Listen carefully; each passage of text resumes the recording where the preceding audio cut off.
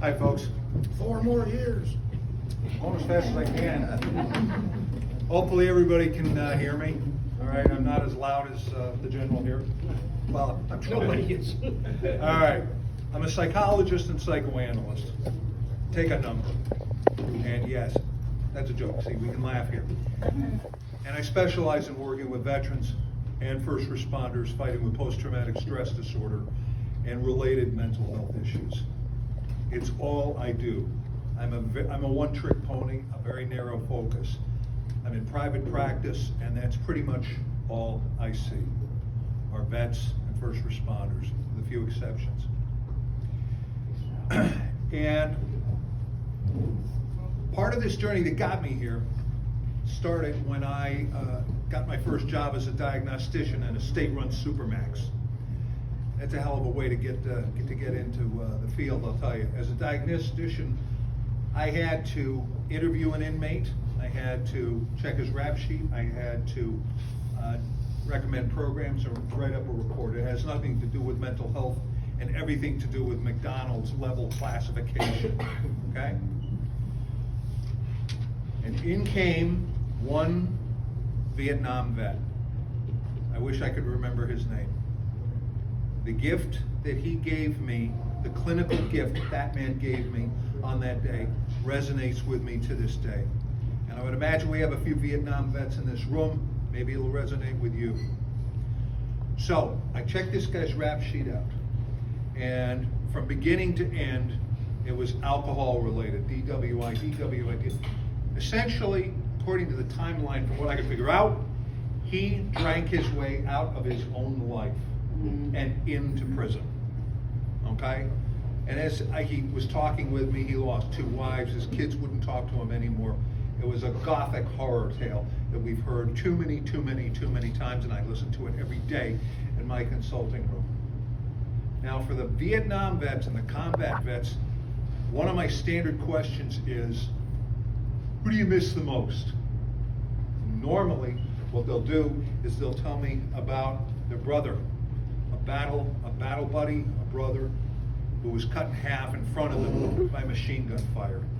And a few of them have opened up to me to tell me what the pink mist is. And if anybody in this room doesn't know what that is, it's what happens when blood vaporizes. It's graphic, it's gross, it's terrible, and it's war. Normally, when I ask who do you miss the most, that is who I hear about. But what this guy gave me was a lump of gold. I'll never forget. He gave it to me and I'll give it to you. As soon as I asked him that question, the color surged to his face. The veins were just popping out of his forehead, his neck. He burst into tears and he half shouted at me, "Doc," he said, "I miss me. I used to be a nice guy." And I'm going to say that again because it has to sink in with everybody in this room. I miss me. I used to be a nice guy. And the significance of this, folks, is he went into the service as person A, and he came out the other end of his service as person B. He had no idea who he even was anymore. He had no idea what mattered. All that mattered to him was his next drink. And as I said, he drank his way out of his own life. This is a gothic horror tale that goes on and on and on. And one more thing while I'm thinking about it. It's much more than 22 a day, in my not so humble opinion. Those numbers are much higher. I have talked weapons out of people's hands in the middle of the night from 100 miles away on the phone with a lot greater frequency than you might think. Apparently, according to vets and first responders, this is what I was put on this earth to do. And it's a post I relish, I'm proud, I'm humbled, and I'm honored. I never saw combat, but guys tell me about combat anyway. And they've called me brother for 20 years, and they also call me doc. And not because I was a medic, because I was not. Now, how did this guy get this way? How do they all get this way? Well, I'll tell you, it's no mystery. They keep the stuff inside. The way veterans and first responders are trained is to think of everybody else around them first and themselves absolutely last. That is pounded into their skulls, and it's essential for mission completion. I get it, folks, but there is a time and a place to turn that off. and exercise self-care. To exercise self-care. Otherwise, the suicide rates in this country are going to continue to flourish. And that is something up with which I will not put. Neither should anybody else in this room. Now, what a lot of people don't know about post-traumatic stress disorder, it goes beyond terrible memories. It goes beyond alcoholism. It goes beyond nightmares, anxiety, depression.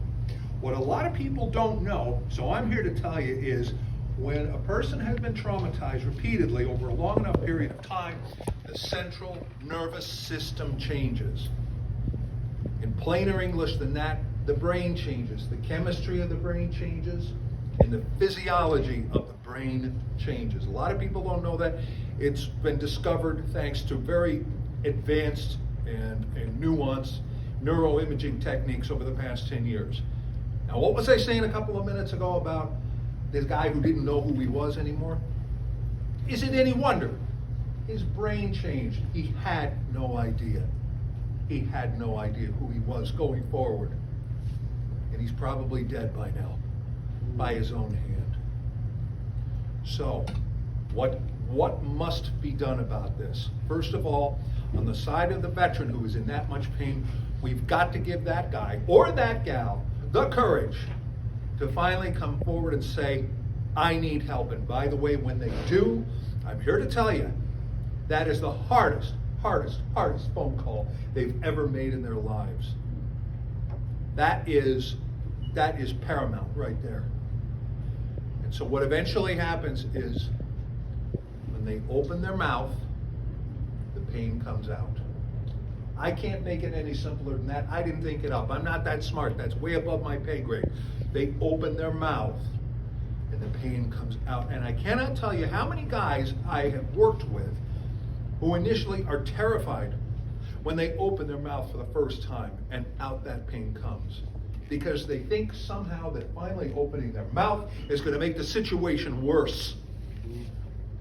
And lo and behold, at the end of a conversation that can last up to 1, 2, 3, 4, 5 hours, and they finally spill it all out, everything that they've been sitting on.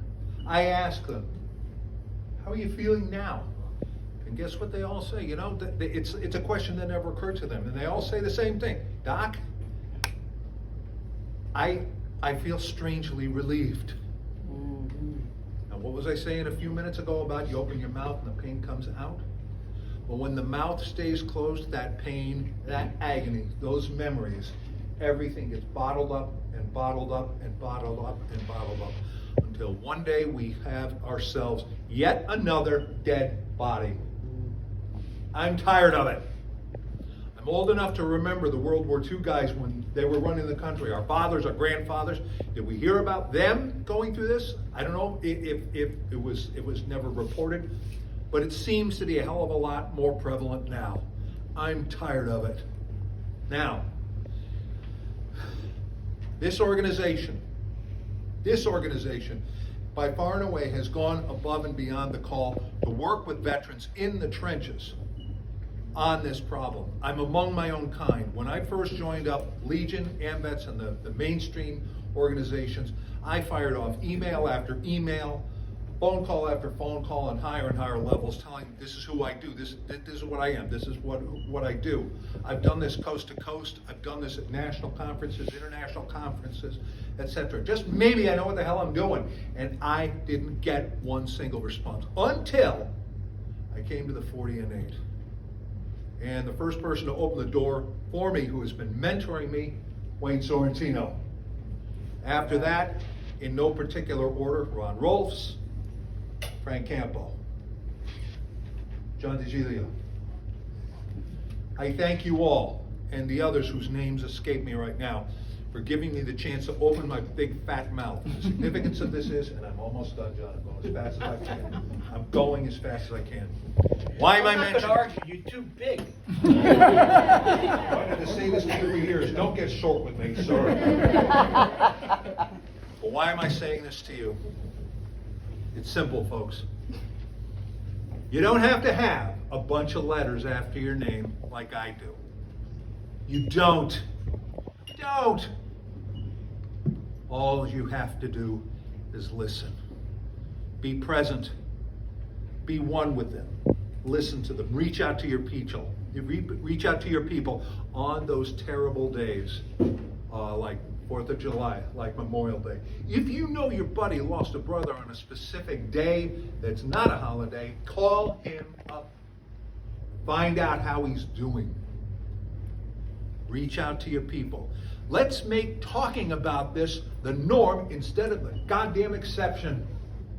Because the longer we don't do that, the bodies will continue to pile up. I am so tired of it. Now I see before me a room full of voyageurs. I see before me a room full of wives, femmes. I see a couple of kids who happen to be my own. And my wife who's throwing spitballs at me as I speak. And I couldn't ask for a more supportive family. Part of what makes Doc Berry able to do what he does, my family, George, Shara, Kimberly. I am not kidding. I can't do this without them. All right? So here's what we do going forward. It starts today. It starts here. It starts now. All right? Start reaching out to your people. Please. You don't have to have a bunch of letters. You don't have to be a psychologist to do this. But as I was saying, we have grandfathers in this room. We have kids. We have mothers. We have wives. We have grandmothers. We have uncles. We have aunts. We have individuals. And guess what also in this room I see? I see a force multiplier. I see a force multiplier. Sure as hell the VA isn't doing what they're supposed to be doing, and the government just doesn't care. Once you're done with your service, they boot you out the door, say have a nice life. And that would include a dear friend of mine who was a Navy Cross recipient who came very close to suiciding on a couple of occasions. He and I and another combat veteran do a webcast every week called Two Docs and a Grunt. Get those guys talking about it.